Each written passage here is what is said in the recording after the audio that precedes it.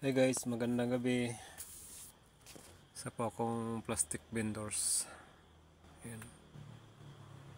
Yung rolling store. Mahirap kasi ang buhay. Yan. Nandito ngayon ako guys sa Mountain Province.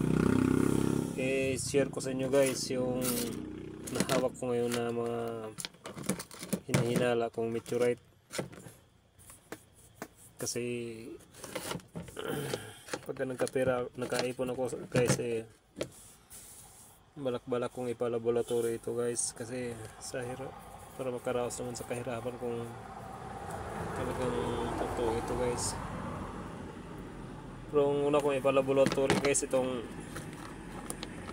itong dalawa na to kasi yung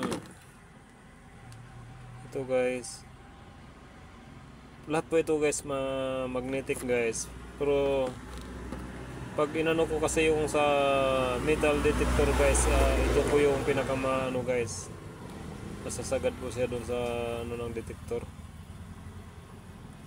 Ito hanggang 200 lang siya, pero super magnetic yan guys sa lahat. Ayan. Bali marami akong hawak na mga super magnetic guys, pero ito po yung pinakaano ko guys kasi kung maklaro nyo lang sana guys parang bakal talaga ito guys, bakal talaga ito kung titingnan mo, pero bato ito guys. Yan guys, ito yung hitsura nya guys. Kaya ginawa ko tong video na to para kung sino man yung makapag-advise sa akin kung anong gagawin. Ito siguro guys, yan.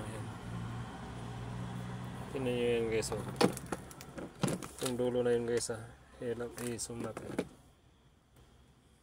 Yan guys, yung dulo na yan guys. Yan. Siguro ito yung pag ganun yung pabagsak ito sa lupa. Ganun, ito yung hulihan niya. Yan guys, nakikita nyo guys, ang daming kumikinang-kinang. Parang bakal ito guys. Nung nakita ko ito, parang binalot ito ng mga parang marami siyang nakabalot na silicone. Nalinis ko lang ito guys, kaya ganito. At ganun din itong isa guys, ayan ito guys, sa sobrang liit ito. 71.4 grams. Sobrang liit ito bro. Ang bigat-bigat niya. Yan guys, sa mga marunong po lagi naman po ako nagko-comment doon kay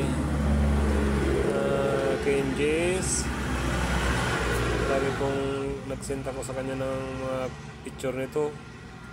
Saka kay Sir Yusuf Yamato, kay More Than Treasure. Hindi naman nila nire-replyan.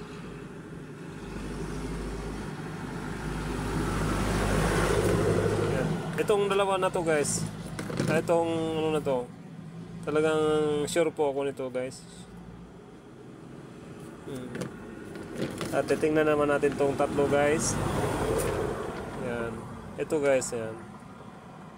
Hindi ko pa nalinis yan guys. Ito, tinan mo guys, parang sunog yan guys. Yan, ang dami niya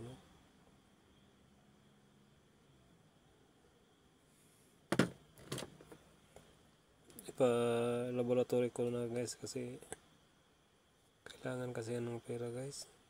Kailangan na pag-aaral ng mga anak ko. Ang dami kong anak.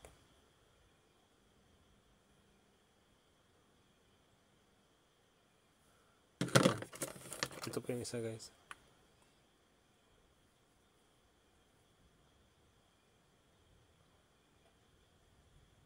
Tingnan mo guys, yung parang ganyan, parang mga metal yan guys. Mamagnetin natin guys ha. Ayan.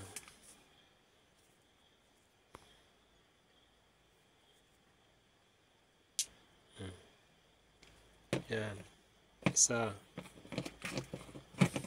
Hirap tanggalin. Yan guys,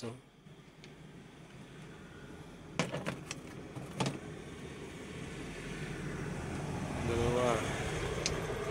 Yan guys. Tatlo. Ayan guys. Ito guys, talagang ayan guys, parang bakal yan. Hindi kaya ng magnet yan guys.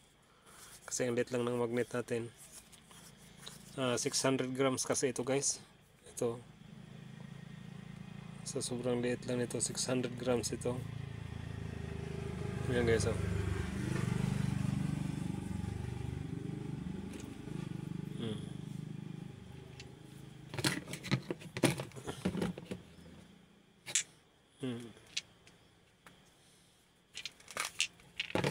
Hindi matanggal.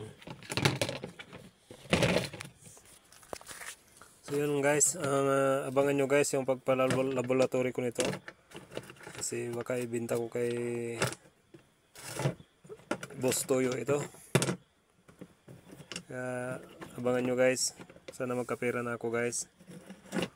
Yan yung ano na yan guys. Yung dalawa guys, ito.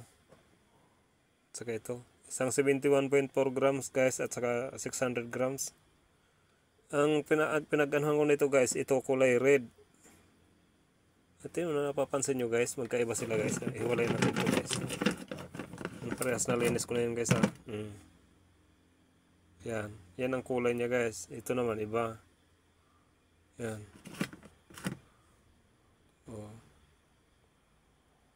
O sana guys, matulungan nyo ako guys.